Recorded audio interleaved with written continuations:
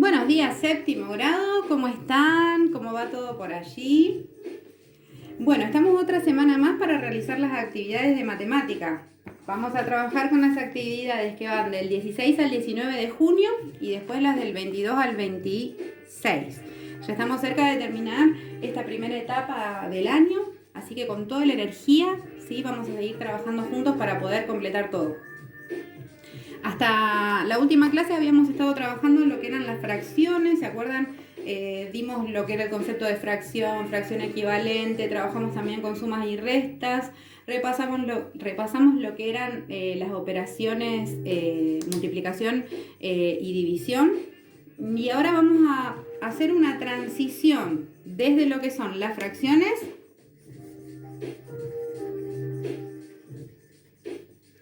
hacia los números decimales. Y para pasar desde las fracciones hacia los números decimales nos vamos a servir de otro concepto matemático, ¿sí? De una herramienta que son las fracciones decimales. ¿Existen las fracciones decimales? ¿Cómo puede ser eso? Sí, fracciones decimales. ¿Saben cuáles son las fracciones decimales? Son aquellas que tienen como denominador la unidad seguida de 0. Por ejemplo, 10, 100, 1000. Y arriba cualquier numerador. Puede ser un 4, un 61, un 209. ¿Sí? Pueden ser fracciones propias o impropias. Lo que las transforma en fracciones decimales es el denominador. El denominador siempre es la unidad seguida de ceros. Bueno, y entonces, ¿cómo hago para pasar de una fracción a un decimal pasando por una fracción decimal? Fíjense, es posible transformar algunas de las fracciones, por ejemplo, pensemos en un cuarto. Es posible hallar una fracción decimal equivalente. Es decir, voy a tener que buscar una fracción que sea equivalente a un cuarto, pero que cumpla a la vez con la condición de tener el denominador con la unidad seguida de ceros. Entonces yo podría pensar, bueno, mira, si yo a 4 lo multiplico por 25, obtengo 100. ¿Sí? Entonces, multiplico también por 25 arriba y puedo decir que la fracción decimal equivalente a un cuarto es 25 cienavos. ¿Es la única? No, porque si yo esto lo multiplicara, por ejemplo, por 10, me daría 250 y 1000. Y sigue siendo una fracción decimal equivalente porque tiene la unidad seguida de ceros como denominador. Y así podría seguir con infinitos números, ¿sí? Entonces, lo que yo quería era ir desde una fracción a un decimal, pasando por la fracción decimal. Estoy en una fracción y estoy en el paso de hallar la fracción decimal. Ahora, el último paso, ¿sí? Sería hallar el número decimal. Entonces, fíjense, yo tenía un cuarto. La transformé en la fracción decimal equivalente 25 cienavos. ¿Cómo hago para escribir esto ahora como un número decimal? Lo que voy a hacer es escribir el numerador tal como está, en este caso 25. Después voy a mirar el denominador y voy a ver cuántos ceros tiene ese número. 1, 2. Entonces quiere decir que el número decimal que yo voy a escribir también va a tener 2 decimales. Así que cuento 1, 2, escribo la coma y pude llegar desde una fracción a un número decimal pasando por una fracción decimal. ¿Repetimos el procedimiento? A mi fracción original yo la transformé en una fracción decimal, que es aquella que posee como denominador la unidad seguida de ceros. Una vez que pude escribir mi fracción como fracción decimal, lo que hago es escribir el numerador tal como está. Cuento la cantidad de ceros que hay en el denominador, en este caso hay 2. Por lo tanto, voy a contar 2 lugares y ahí recién voy a escribir la coma de mi número decimal.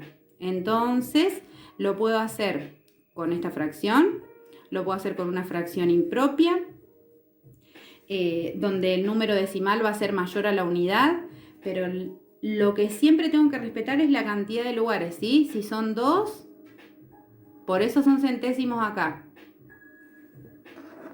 Vayamos con un ejemplo más. Supongamos que yo tengo la fracción 2/5. Bueno, tengo que pensar en un denominador, ¿sí? Con la unidad seguida de ceros. Podría ser el 10. Facilísimo el 10. 5 por 2, 10. 2 por 2, 4. Bueno, ¿cómo hago ahora para escribir mi fracción, mi número decimal a partir de mi fracción? Entonces, el numerador lo escribo como está, cuento la cantidad de ceros, pongo la coma y ahí estamos. Fíjense qué pasa si, por ejemplo, la fracción que yo hallé, voy a poner un ejemplo cualquiera, supongamos que es 4 sobre 1000. Y después vamos a poner otro ejemplo acá, por ejemplo, 43 sobre 10, como para que podamos ver. Bueno, cuando yo tengo en este caso 4 sobre 1000, ¿cómo hago para escribir el número decimal? Escribo el 4, es mi numerador, así que lo escribo. Tengo 1, 2 y 3 lugares. Entonces, acá yo ya tengo un lugar. Voy a ir completando con ceros. 1, 2, 3 lugares, que son los que necesitaba. Escribo la coma y el 0. ¿Sí? Fíjense, coincide la cantidad de ceros con los milésimos, o sea, con 3, que son milésimos, 3 lugares. Y en este caso puede pasar, fíjense, la diferencia con las anteriores es que eran fracciones propias. En el caso de una fracción impropia, hago lo mismo, escribo el numerador tal como está, cuento la cantidad de ceros, en este caso es 1, por lo tanto cuento un lugar y escribo la coma, ¿sí? Es muy fácil el procedimiento, ¿sí? Entender cómo llego yo de una fracción a un decimal pasando por una fracción decimal, ¿sí? Ahora quiero que me digan, ¿a ustedes les parece que siempre va a ser posible encontrar una fracción decimal equivalente a cualquier fracción? ¿Qué pasa si yo, por ejemplo, tengo la fracción 1/3? Si tengo la fracción, no sé, 11/6. Cuéntenme si será posible hallar un denominador compatible con la unidad seguida de ceros.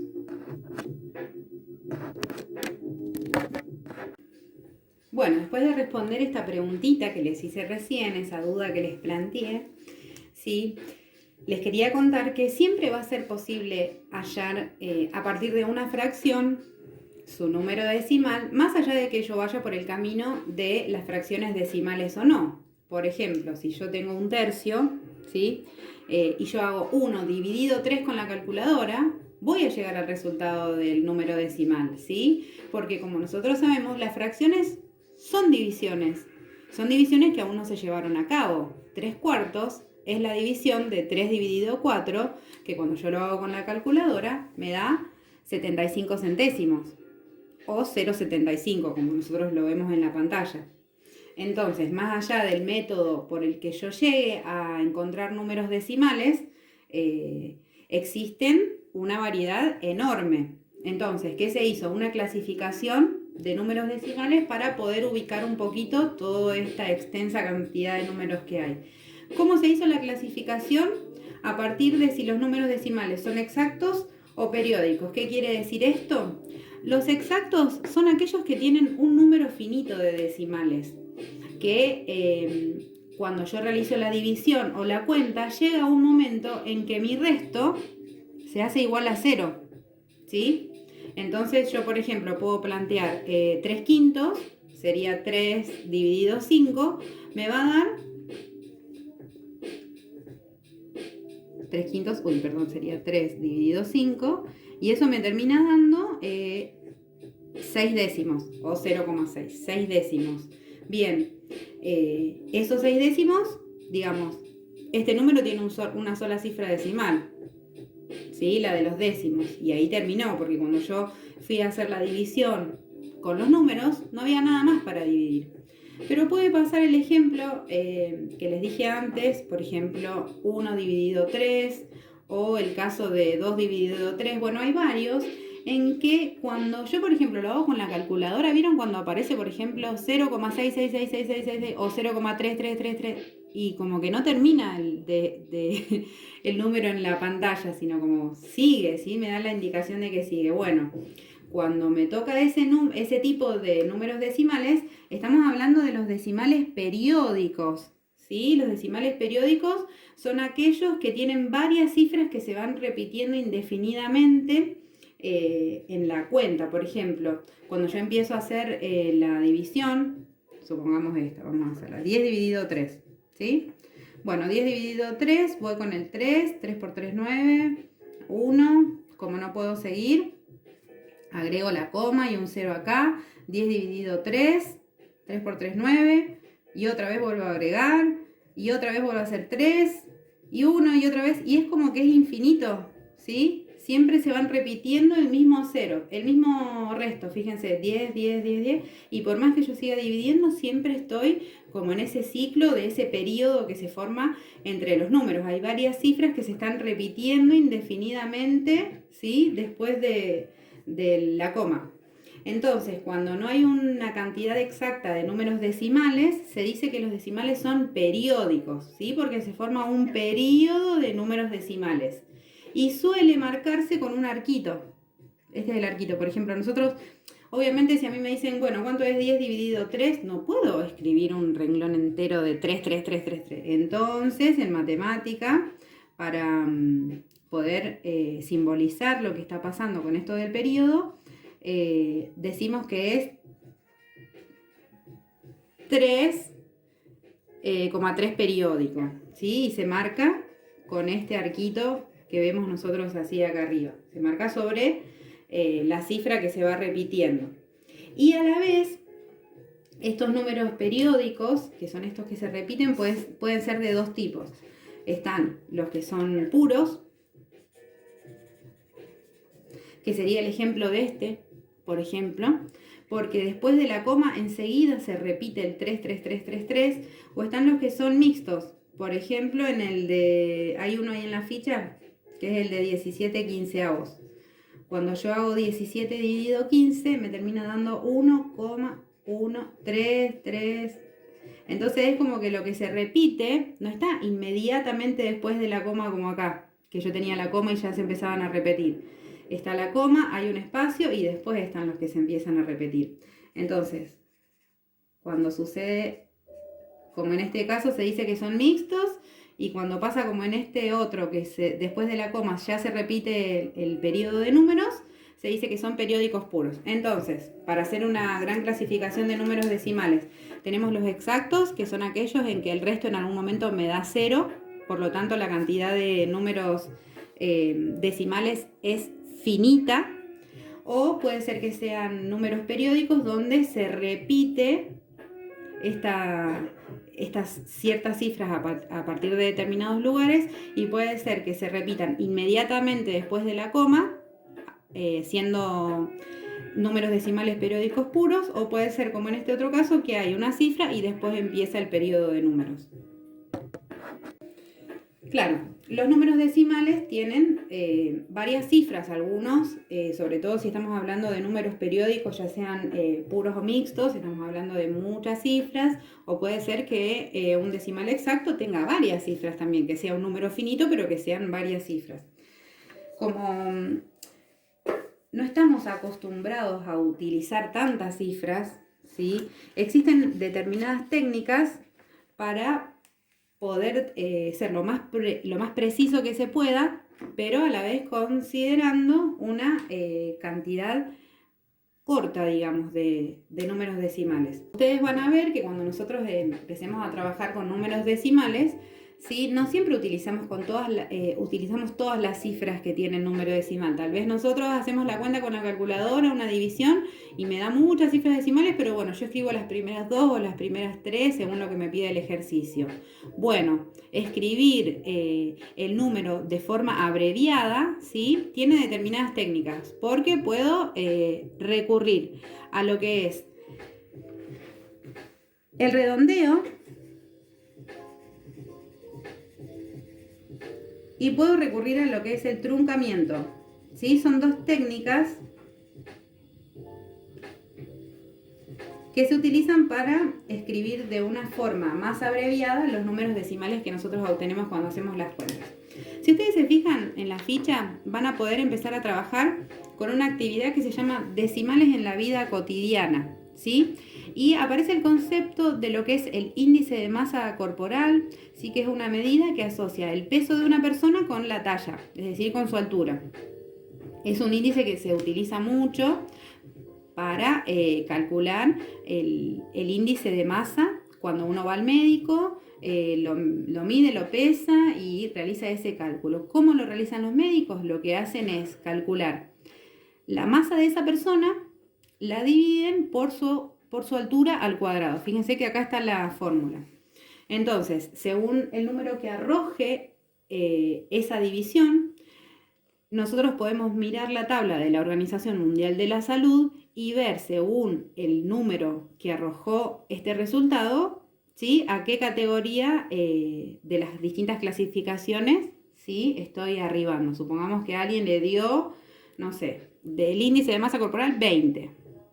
Bueno, entonces yo miro y vengo en la tabla y digo, bueno, a ver, 20 sería acá, entre 18,5 y casi 25. Bueno, entonces una persona que tiene IMC 20, podemos decir que está dentro de la clasificación de normal. ¿Cómo lo calcula el médico? Entonces toma la masa de una persona, es decir, el peso, y la divide por su altura al cuadrado. Claro, cuando yo realizo ese tipo de cálculos, no son 2 o 3 decimales que me dan, son varios números que dan como resultado de esta división. Entonces, ¿qué pasa? Cuando yo estoy procediendo por redondeo, lo que voy a hacer primero es tener en cuenta a qué cifra estoy redondeando, porque no va a ser lo mismo redondear a los décimos, donde tengo en cuenta una, a los centésimos, cuando tengo en cuenta 2, a los milésimos 3 y así sucesivamente. Entonces yo digo, bueno, quiero redondear este número que está acá, lo voy a escribir.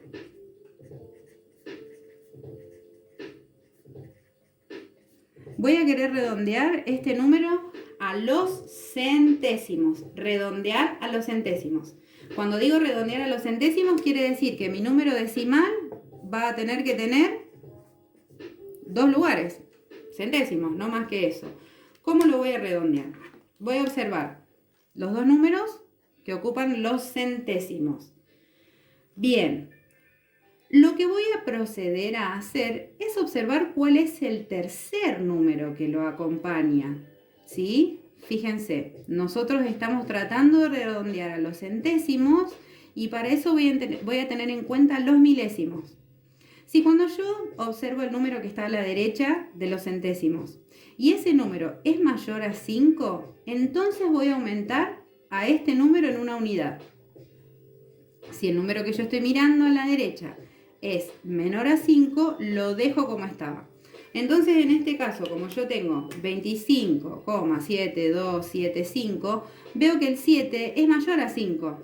Entonces, voy a agregarle una unidad a los centésimos y aquí estuve redondeando a los centésimos. Fíjense, si a mí me hubiesen pedido, por ejemplo, que redondee a los décimos,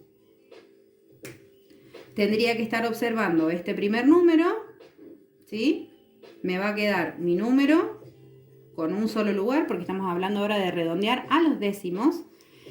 Entonces, me paro en los décimos, miro el número que está a la derecha. Si es mayor a 5, aumento a este en una unidad. Si es menor a 5, lo dejo como está. Miro y es un 2, es menor a 5. Por lo tanto, si yo tuviera que redondear a los décimos, dejo mi número como está, ¿sí? Esto es la técnica del redondeo. Y como siempre, como les dije recién, perdón, siempre tengo que tener en cuenta a qué altura estoy redondeando. A los centésimos, a los décimos, a los milésimos, ¿sí? Existe otra técnica que se llama truncamiento, que es mucho más sencilla. ¿El truncamiento en qué consiste? Voy a copiar el mismo número de arriba. Viene una persona y me dice, sí, necesito que hagas el truncamiento a los centésimos.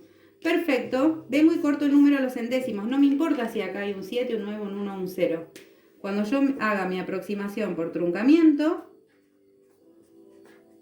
esto queda así, sin importar qué número seguía, ¿sí? Entonces, cuando estoy haciendo la aproximación por redondeo, tengo que considerar al número siguiente. Si es mayor a 5, aumento en una unidad, y si no, lo dejo como está. Pero siempre tengo que hacer la observación de un poquito más allá del número, ¿sí? Para poder ser más preciso con eso. Y el tema del redondeo, recuerden que lo que tengo que hacer es, porque no es igual este número con este, entonces en matemática esto es aproximadamente, ¿sí? Lo que quiero que me contesten una vez que ustedes hayan podido ver nuevamente cómo se realizan estas dos técnicas para aproximar números decimales es cuál de los dos resultados creen que ustedes es más apropiado. ¿Hacer el redondeo o hacer el truncamiento? ¿Por qué les parece que conviene uno u otro? ¿Es lo mismo? ¿Sí? Me cuentan un poquito qué les parece eso. Y lo último que van a tener que hacer, ¿sí? Y ahí van a poner en juego eso que les comenté antes del índice de masa corporal. ¿Sí? Lo que van a hacer entonces es, esto sería una situación, ¿sí? Dice una familia que cuida su salud. La familia de Jorge está formada por su esposa y sus 3 hijos, y ahí muestra más o menos los datos, ¿sí? Van a ver cuánto pesa cada uno, cuánto mide y la edad que tiene cada uno de los integrantes de la familia de Jorge. Lo que van a tener que hacer al lado de cada uno es calcular el índice de masa corporal. ¿Se acuerdan cómo les dije que se hacía? Vamos a probar con uno. Decía que el IMC era igual a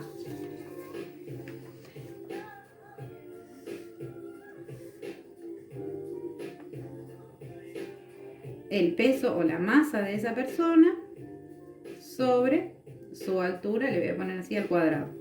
Ustedes lo entienden. Entonces, supongamos que quiero calcular el IMC de Jorge, ¿sí?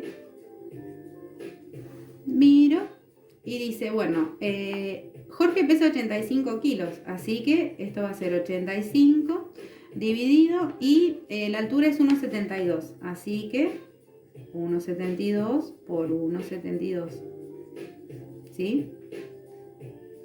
Entonces voy a hacer el producto entre 1,72 por 1,72, ¿sí? Y cuando yo tenga ese resultado, voy a hacer 85 dividido ese número, y ahí voy a obtener el IMC de Jorge, ¿sí? Una vez que yo vaya haciendo el IMC de cada uno de los integrantes de la familia, lo que voy a hacer es completarlos acá en esta tabla. Fíjense, después dice, en la parte de abajo dice redondea los IMC, o sea, lo que voy a hacer acá es copiarlo con todos los decimales. Si ustedes lo hacen la división con la calculadora, escriban todos los decimales, ¿sí? Después lo que van a hacer es, esta misma columna que teníamos acá la copio en la tabla de abajo, porque dice IMC obtenidos. Y lo que hay que hacer después es redondear a los décimos, a los centésimos y a los milésimos. Esa técnica que les enseñé recién del redondeo, aplicarla para los números que me dieron como resultado los IMC de las personas de la familia de Jorge. Una vez que hice los redondeos a los décimos, centésimos y milésimos, dice, clasifica el IMC obtenido para cada integrante de la familia, es decir, lo que decíamos antes. Bueno, supongamos que me dio 20, ¿no? Es otro ejemplo. Vuelvo a la tabla, a la original, ¿dónde está? Acá. Vuelvo a la tabla original y ubico el resultado que me dio para saber a qué categoría de la clasificación corresponde, ¿sí?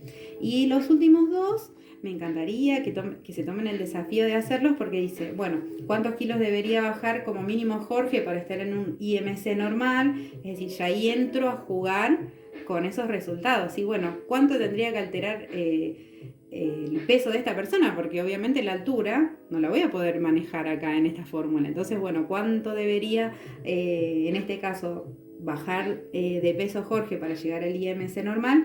¿Y cuánto debería subir Sofía para llegar al IMC normal? ¿Sí? Recuerden, cuando nosotros entonces queremos, para el redondeo, cuando queremos realizar el redondeo de un número, tengo que mirar el siguiente. No sucede lo mismo con el truncamiento. El truncamiento se corta donde lo indica. Entonces supongamos que yo tengo, no sé, este número. Bueno, pongo un número largo. Supongamos que entonces me dicen, bueno, redondea este número a los milésimos. Redondeo a los milésimos. Entonces, si estamos hablando de milésimos, ya sé que mi número va a tener 3 espacios. Entonces, estoy en el tercer espacio, miro hacia la derecha. El que sigue es menor a 5, por lo tanto, si a mí me piden que redondee a los milésimos, mi número va a quedar así. Ahora, si a partir de este me piden que redondee a los centésimos, lo que voy a hacer es saber que mi próximo número va a tener 2 lugares. Entonces, parada en el segundo lugar, voy a mirar el siguiente. Como es mayor a 5, le agrego 1 a mi número. Así que esto sería 1,38. Supongamos que ahora, a partir de 1,38, me dicen que lo que haga es hacer el redondeo a los décimos. Entonces mi número decimal va a tener que tener un solo número. Cuando estoy parada en el 3, miro hacia el número de la derecha, veo que es mayor a 5, así que le voy a agregar 1 al número que ya tenía. Y este número que yo había escrito en una primera instancia, entonces lo fui haciendo el redondeo a los milésimos, a los centésimos y a los décimos, me quedaría así. Bueno, chicos, me encanta que puedan hacer estas actividades porque acá ya se está empezando a poner en juego todo lo que veníamos dando hasta recién, ¿sí? Cómo paso de una fracción a una fracción decimal, cómo a eso después lo puedo escribir como un número decimal directamente y cómo puedo hacer aproximaciones, ¿sí? Con estas dos técnicas que vimos acá. Cualquier consulta que ustedes vayan teniendo a medida que van realizando las actividades, no duden en escribirme un correo o escribirle a la señora Luján para que me avise. Y los ayudo para que puedan continuar. Como les dije, ya queda muy poquito hasta antes del receso invernal, así que con mucha energía vamos a terminar estas actividades. No duden en escribirme, nos seguimos cuidando un montón en casa, más que nada ahora. Y bueno, ya nos podremos volver a abrazar pronto todos en la escuela. Les mando un beso grande a cada una de sus familias. Los quiero un montón. Adiós.